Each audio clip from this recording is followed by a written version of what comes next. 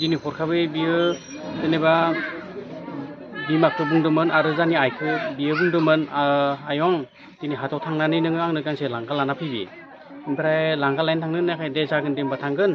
बेनिफ्राय बिखौ बुंबायथ' नोंबो थांफादो जोंजों जमा थांसै होननानै आं थाङा दे आयं होनना बुंबाय आइखौ ओमफ्राय बियो ओमफ्राय जाहा दिनै नाव रावबो गैयामोन बेनिफ्राय गैयाबा दिनै आंबो बाबुखौ जानि गथ'खौ स्कुल लायनो थांदोंमोन थांबाथाय हठाथनो आदैया बाजारनिफ्राय सफैबाय सफैनानै मथा मथि 1टासो बाजाव जागोन आरो घटनाया बेनिफ्राय 1टासो बाजाव आदैया फैनानै दरजाखौ नायफैबा ताला मारिनाय दरजाया ताला मारिबा दरजाखौ उनाव आंखौ लिंहरबाय अजन्ताया दिनै न'खौ ताला मारिना लाबाय मा कारनाव ओमफ्राय आं फैनानै दरजाखौ माबाबाय अजन्ता होननानै बुंबाय आं ओमफ्राय उनाव जोङो मोनसे गिखांनाय फैदो आरो ओमफ्राय आं आदायाबो मुरा दंमोन ओमफ्राय आदाखौ आं बुंबाय अजन्ताया दिनै माबा न'खौ ताला मारिना लादो दा नायसननाय आदा नाय होनना बुंबाय आं ओमफ्राय बियो भेन्टिलेसनथिं नाहरबाय नाहरनाय लोगो लोगो मानसिया फेनाव बियो दौलें लागायनानै लायो आरो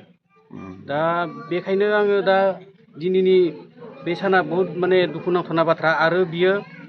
मेट्रिकआव बिराद मोजां माने पारसेन्ट लाखिनानै फरायदोंमोन आरो बिराद मोजांमोन बियो 93% लानानै मेट्रिकखौ उथ्रिसारदोंमोन आरो ओमफ्राय बहा फरायदोंमोन बेनिफ्राय बियो बरमा पाइनार कलेज बियो हायार सेकेन्डारिखौ खालामदोंमोन 82%आव बेनि उनाव बियो बिएखौ माने बिएससि फरायनो बियो कटन कलेजखौ सेलेक्ट खालामदो आरो न'आव ओमफ्राय जोंबो बुंबाय दे होनबालाय नों मोजां फरायदो बिएससिखौ माने कमप्लिट खालामना फैनानै बेनिफ्राय बिसानो बियो टेलेन्ट सार्चनि जोंनि जिथु एबसुनि बेयावबो बियो बिटिसिनि भितराव माने सेकेन्ड पजिसनखौ मोननो हादों आरो बान्था मोननो हादों दा बेखायनो आरो बिनि थांखिया इउपिसिमोन माने ड्रिमा दा इउपिसिखौबो बे होनो थाखाय बिराद माने नाजाबाय थादों ओमफ्राय बियो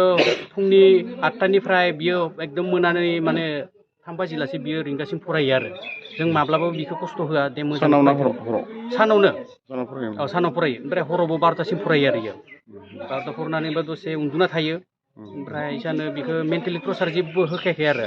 मोजाङै फरायथों आरो इउपिसि टारगेट खालामो नालाय आरो बिनि जेमान माने नटबुक दङ बेयाव लिरना गालांजोबना दङ आरो माइ ड्रिम इज आइएएस अफिसार होननानै दा ओंखायनो जोङोबो माने दे होमबालाय नों आइएएस जानोबाथ' बहुद माने मोजां जागोन आरो जोंनि ओनसोलावबो जौगागोन होननानै जों सानदोंमोन आरो देग्लायनि जिथु आसाम डाइरेक्टर माने रिक्रुटमेन्ट जिथु 4 ग्रेड 3 ग्रेड बेयावबो मोननै बियो मोजां आनजाद उथ्रिसारदों दा बे एपइन्टमेन्ट लेटारखौ नै फैगोन डिसेम्बराव होनो गोनांमोन आरो दा बेयावबो बिना फेलें जाना थाबाय आरो न'खराव सोर सोर दं बिसा न'खराव बिमा आरो